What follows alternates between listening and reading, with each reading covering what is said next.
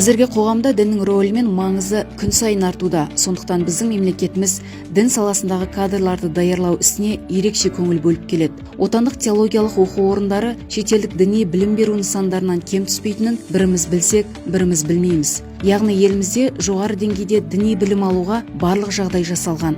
Атап айтқанда, бүгінде Әл-Фараби атындағы Қазақ ұлттық университеті, Гумилев атындағы Евразия ұлттық университеті, Бөкетов атындағы Қарағанды мемлекеттік университеті, Абай атындағы Қазақ ұлттық педагогикалық университеті дінтанушы мамандарын әзірлеуде. Ал Нұр Мүбарак Египет Ислам мәдениеті университеті қазіргі уақытта еліміздің белді діни оқу ордасына айналды. Аталған білім ошағы бәсекеге қабілетті дінтанушы, исламтанушы мамандарды даярлауда.